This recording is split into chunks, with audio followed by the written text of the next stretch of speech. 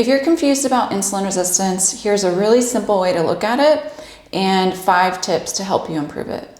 Hey, I'm Priscilla. I'm your Houston, Texas nurse, and I'm going to help you take action today for a healthier tomorrow. A very simplistic way to look at insulin resistance is to think of insulin as a key that unlocks your cell and brings glucose that is in your bloodstream into the cell. Without proper functioning insulin, glucose does not get utilized. It doesn't go from the bloodstream into the cell. And so the problem that happens is when that key is faulty, when insulin resistance is present, glucose then backs up into the bloodstream. It's a very oversimplification of something that can be quite complex. However, this is why insulin resistance is so confusing. But the main thing that we want to do is, if we don't want to be insulin resistant, we want to improve insulin sensitivity. And that's really ultimately what you should be focusing on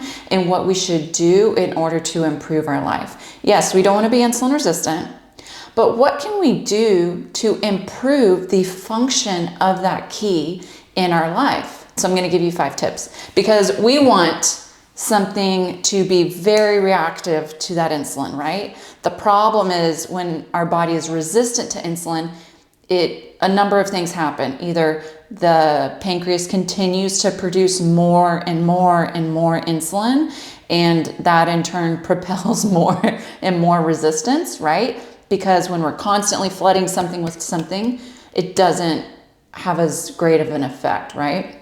It's like the boy who cried wolf. And so what we want to do is improve our body's insulin sensitivity.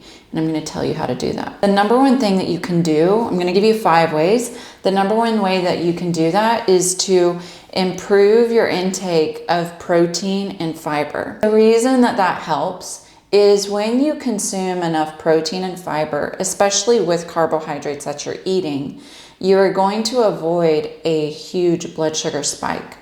The blood sugar spike is the problem. And so by consuming protein and fiber, that has been shown to create a soft rolling hill rather than a spike. And the reason doing a soft rolling hill improves insulin sensitivity is because those high highs require more insulin.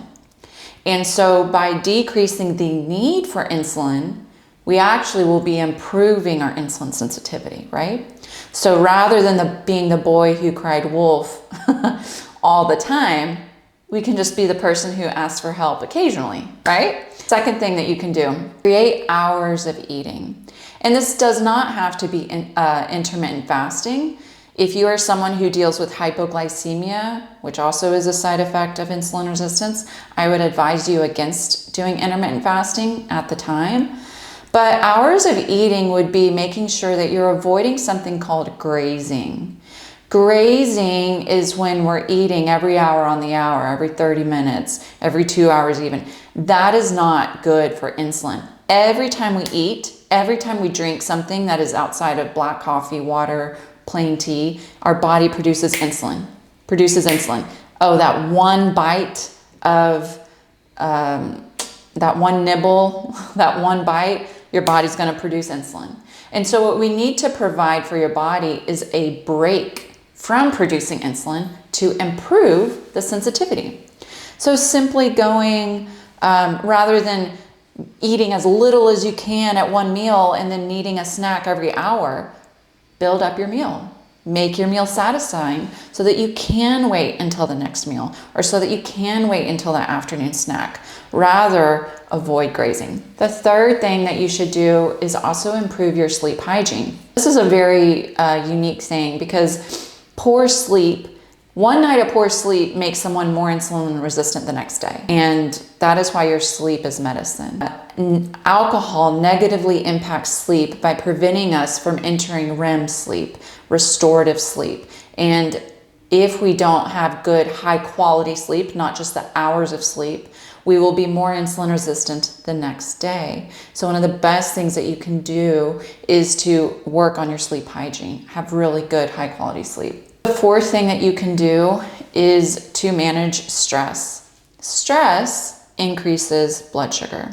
This is why only focusing on sugar intake is one of the most insignificant things that you can do to improve insulin resistance. This is something I talk about in my program, the Insulin Resistance Fix.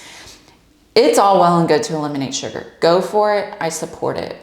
But if you don't eat sugar, you can still be insulin resistant. So what is the point in doing that? Your stress levels directly impact your cortisol levels. And it has been shown that stress alone is enough to lead to insulin resistance.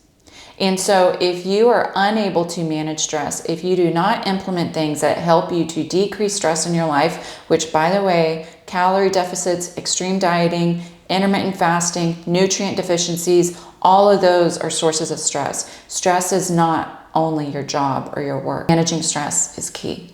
And the final thing that I would say to help you decrease insulin resistance is movement. Movement in the form of a 10-minute walk after a meal will significantly decrease the blood sugar spike associated with that meal. And the reason is that our muscles use glucose. And so if we want to decrease blood sugar, decrease the need for insulin, go for a 10-minute walk after a meal. 5-minute walk if you can. But on a grander scale, focus on building your daily steps, increasing your cardiovascular health with movement and getting your heart rate up, and specifically building muscle. You need muscle as you age to avoid type 2 diabetes, and it is one of the most powerful tools that we have naturally to reverse and decrease insulin resistance in your life. And if you need help or you want to hear more, you can look at the link I'll provide in the comments. I have information on an anti-inflammatory food guide. I have information on my self-guided educational program, the Insulin Resistance Fix, or I do provide one-on-one coaching if you're needing a personalized plan with my program, Wellness in Bloom. So I hope this was helpful. If you have any comments or you want to hear more on a specific subject, please comment below and take care.